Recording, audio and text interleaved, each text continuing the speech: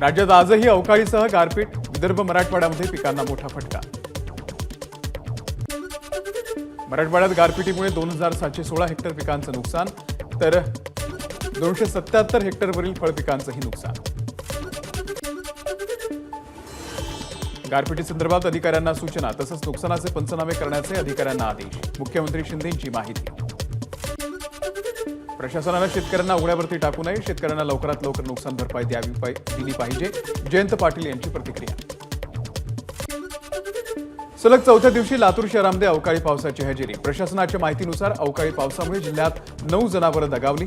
लातूर आणि जळकोट तालुक्यातील काही ठिकाणी फळबागांचं नुकसान। लातूर जिल्ह्यामध्ये सातत्यानं झालेल्या अवकाळी पावसामुळे मोठं नुकसान। जिल्हा प्रशासनानं नुकसानाची घेतली माहिती। 2 दिवस झालेल्या अवकाळीमुळे अमरावती जिल्ह्यामध्ये तब्बल 55,596 हेक्टरवरच्या पिकाचं नुकसान, तर 1,566 घरांची पडझड। वाशिम जिल्ह्यामधल्या रिसोड, मालेगाव तालुक्यामध्ये गारपिटीमुळे खरीप आणि रब्बी पिकांचं मोठं नुकसान। हवामान खात्यानं वर्तवलेल्या अंदाजानुसार सलग चौथ्या दिवशी वाशिम जिल्ह्यामध्ये वादळी वाऱ्यासह गारपीट, फळबागांना मोठा फटका। छत्रपती संभाजीनगरच्या सिल्लोड तालुक्यातील उंडण गावमध्ये वीज पडून एकाचा मृत्यू। जावेद शेख असं मृत व्यक्तीचं नाव। बीड जिल्ह्यामध्ये अवकाळी पावसाचं थैमान, आंबा, टरबूज यासह भाजीपाल्यांचं मोठं नुकसान। पंचनामे करून तात्काळ मदत जाहीर करण्याची शेतकऱ्यांची मागणी। नंदुरबार जिल्ह्याला अवकाळी पावसाचा फटका। शहादा तालुक्यामध्ये वादळी वाऱ्यासह अवकाळी पावसानं लावली हजेरी। वादळी वाऱ्यामुळे अनेक घरांचे पत्रे उडाले। पंढरपूरमध्ये वादळी विजांच्या कडकडाटासह पावसाची हजेरी।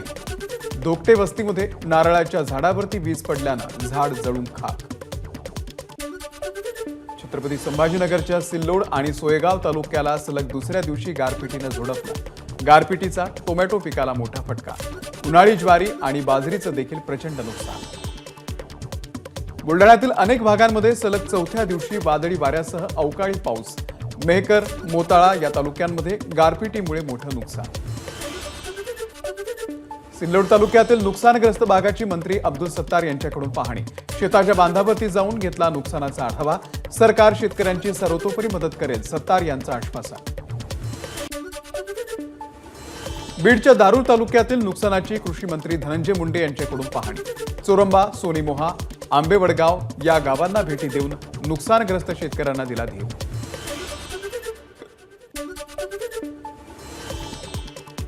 राज्यामध्ये तापमानाचा पारा वाढल्यानं उष्माघाताच्या प्रकारातही वाढ। आतापर्यंत उष्माघाताच्या 77 रुग्णांची नोंद। किरकोळ महागाई दर मागच्या 10 महिन्यांमध्ये निच्चांकी स्तरावर। मार्च महिन्याचा महागाई दर 4.85%वर, फेब्रुवारीमध्ये महागाई दर 5.09% होता। उद्या मध्य आणि पश्चिम रेल्वेकडून अभियांत्रिकी आणि दुरुस्तीच्या कामासाठी दिवसकालीन मेगा ब्लॉक। रविवारी डॉक्टर बाबासाहेब आंबेडकर यांची जयंती असल्यानं रेल्वे प्रवाशांचे हाल होण्याची शक्यता। आमची शिवसेना नकली असायला ती तुमची डिग्री आहे का? उद्धव ठाकरे यांचा अमित शहांना सवाल। तुमच्या गाडीमध्ये अस्सल भाजपवाले किती? ठाकरेंचं प्रत्युत्तर। वाढवण बंदर होऊ देणार नाही, पालघरमधून उद्धव ठाकरेंचा एल्गार। तर वाढवण बंदर झालं तर मोदींच्या मित्रांच्या घशामध्ये जाणार, उद्धव ठाकरेंची टीका। तुम्ही 10 वर्षात काय केलं सांगा, मी 2.5 वर्षात काय केलं सांगतो, उद्धव ठाकरे यांचं मोदींना आव्हान। महाराष्ट्रामध्ये मोदींचं नाणं नाही तर फक्त माझं नाणं चालणार, अशी दरपुक्ती आणि अहंकाराची भाषा उद्धव ठाकरेंनी केली। महाराष्ट्रामध्ये फक्त माझं नाणं चालणार असं सांगून तुम्ही काँग्रेसला कवडीमोल करून टाकलं, चंद्रशेखर बावनकुळेंची पोस्ट। भाजपनं 10 वर्षात काय केलं ते सांगावं, मी 2.5 वर्षात सांगतो, उद्धव ठाकरेंचं भाजपला आव्हान।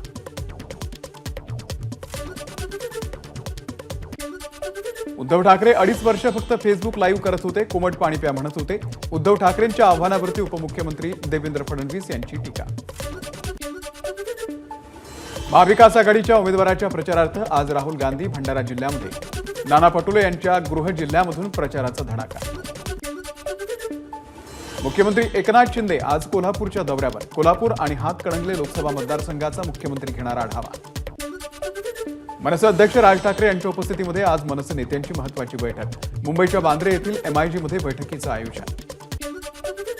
भाजपचा 400 पारचा नारा हा दर्प. शिवसेनेचे नेते गजानन कीर्तिकर यांची टीका. ईडीमुळे जनतेमध्ये चीड, कीर्तिकरांचं विधान.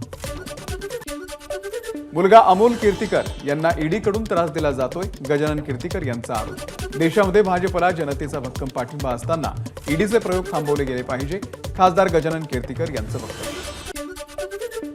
पुत्रप्रेमाच्या पोटी गजानन कीर्तिकर यांनी अशी वक्तव्य केली. भाजपचे आमदार अमित साटम यांची कीर्तिकरांवरती टीका.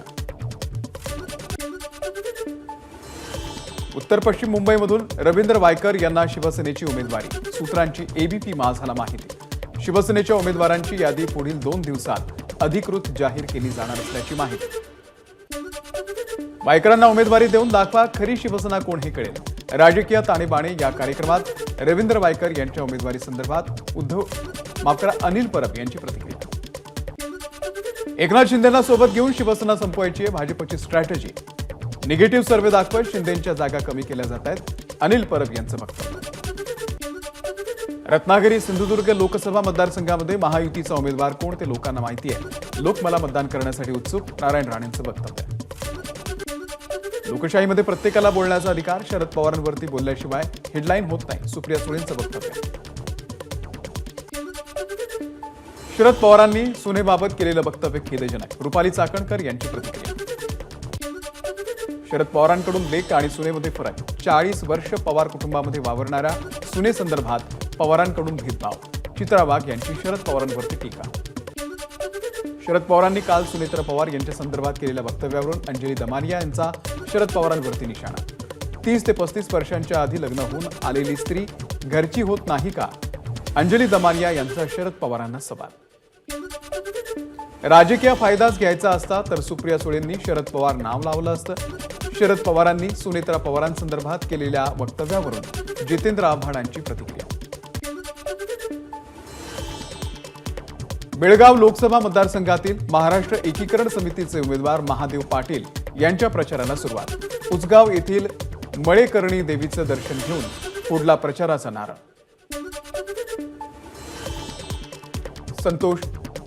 संजय राऊत अत्यंत छोटा माणूस, त्याच्यावरती दगड टाकून मी माझ्या अंगावरती शिंतोळे उडवून घेणार नाही. हिंगोलीमध्ये शिवसेनेचे आमदार संतोष बांगर यांची संजय राऊतांवरती टीका. हिंगोलीचे ठाकरे गटाचे उमेदवार नागेश पाटील आष्टीकर यांच्याकडून देवस्थानच्या 50 एकर जमिनीवरती कब्जा. आमदार संतोष बांगर यांचा आरोप. बारामतीच्या माळेगाव येथील पीर राजे बक्सार साहेब या दर्ग्याच्या उरुसाला सुप्रिया सुळे यांची उपस्थिती. यावेळी सुप्रिया सुळे यांनी नागरिकांशी साधला संवाद. ज्या देशामध्ये बहुमतानं हिंदू आहेत तिथे हिंदूंचं हित व्हावं ही मागणी अयोग्य कशी ठरू शकते. स्वातंत्र्यवीर सावरकर यांचे नातू रणजित सावरकर यांचा सवाल. हिंगोलीचे शिवसेनेचे उमेदवार बाबूराव कदम यांच्या प्रचारार्थ मुख्यमंत्री शिंदे यांच्या उपस्थितीमध्ये हदगावमध्ये कार्यकर्त्यांचा मेळावा. मेळाव्याला अभिनेता गोविंदा, शीतल म्हात्रे यांची उपस्थिती. मत विभाजन टाळण्यासाठी वंचितनं सांगलीप्रमाणे जालन्यामध्ये ओबीसी बहुजन पार्टीला पाठिंबा द्यावा. उमेदवार डॉक्टर तानाजी भोजने यांची वंचितला विनंती.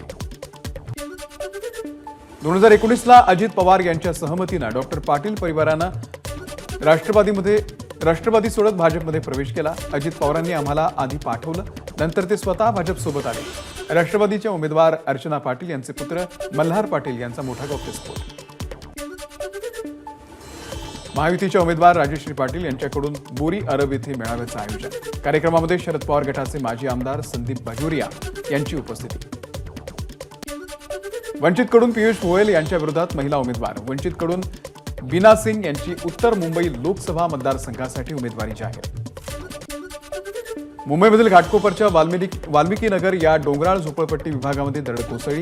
दरड कोसळल्यामुळे काही घरांचं नुकसान, मात्र सुदैवानं कोणतीही जीवितहानी नाही. मुंबई उच्च न्यायालयाच्या नवीन संकुलासाठी गोरेगावमधील भूखंडाचा विचार करा. राज्य सरकारला हायकोर्टाकडून सूचना.